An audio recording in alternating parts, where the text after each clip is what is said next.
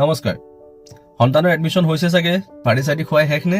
আজিকালিতো ৰিজাল্টৰ 1-2 দিনতে এডমিশ্যনো হৈ যায়, কিছুমানৰ চাগে আগতেও হৈ যায়। কিন্তু মন কৰিছেনে আপুনি কিমান সময় দিলে আপোনাৰ সন্তানক ৰিজাল্ট দিয়াৰ পৰা আজি এডমিশ্যন হোৱালৈ? এই কথাবোৰ আলোচনা কৰিবলৈ যে সন্তানজনৰ ভৱিষ্যতত মেট্ৰিক পাছ কৰাৰ পাছতে কোন ষ্ট্ৰীমত কোন কলেজত কেনেধৰণে পঢ়িলে ভৱিষ্যতটো উজ্জ্বল আৰু সুৰক্ষিত হ'ব। চাগে পৰহিদিনাখন 10:30 বজাত ৰিজাল্ট দিছে, 11-12 বজাৰ পৰা চাগে আপোনাৰ ঘৰত মানুহৰ ভিৰ।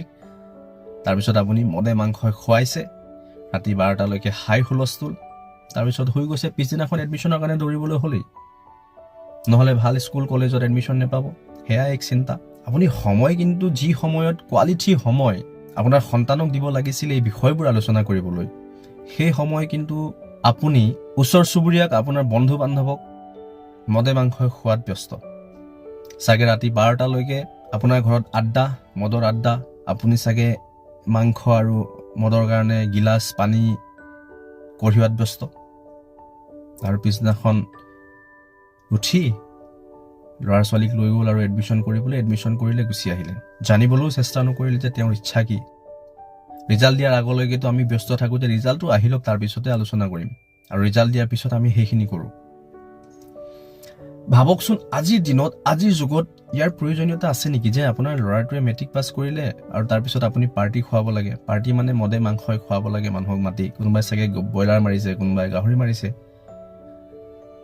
সেই সময়খিনি ভাল কামত লগাওক, সেই টকাখিনি ভাল কামত লগাওক, আপোনাৰ ল'ৰাৰ ভৱিষ্যতৰ কাৰণে লগাওক। মানিছোঁ মেট্ৰিক এক তেওনা, মেট্ৰিকতে আমাৰ সন্তানৰ ফাউণ্ডেশ্যনটো ভাল কৰিবলৈ চেষ্টা কৰোঁ আমি, আৰু সেয়া ভাল হ'লে ভৱিষ্যতে ভাল কিবা এটা পঢ়িবলৈ তেওঁলোক উৎসাহিত হয়, মানিছোঁ। কিন্তু আমি এনেধৰণে ট্ৰিট কৰোঁ যেন মেট্ৰিকটো পাছ কৰাৰ লগে লগে, ভালকৈ পাছ কৰাৰ লগে লগে আৰু একো নাই, শেষ।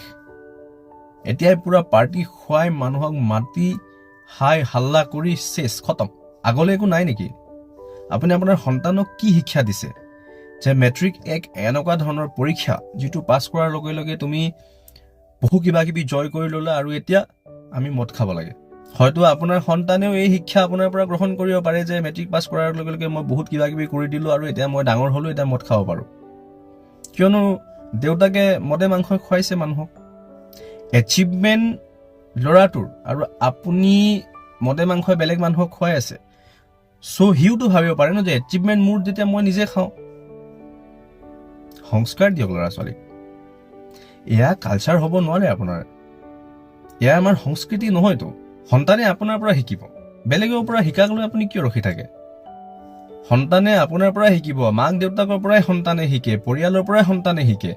আৰু যদি কোনোবাই ভাবে যে সন্তানে পৰিয়ালৰ পৰা নিশিকে, তেনেহ'লে এবাৰ ভাবি চাওকচোন, 2 বছৰীয়া 3 বছৰীয়া ছোৱালীজনীয়ে শাৰী পিন্ধিবলৈ কেনেধৰণে শিকে ঘৰত?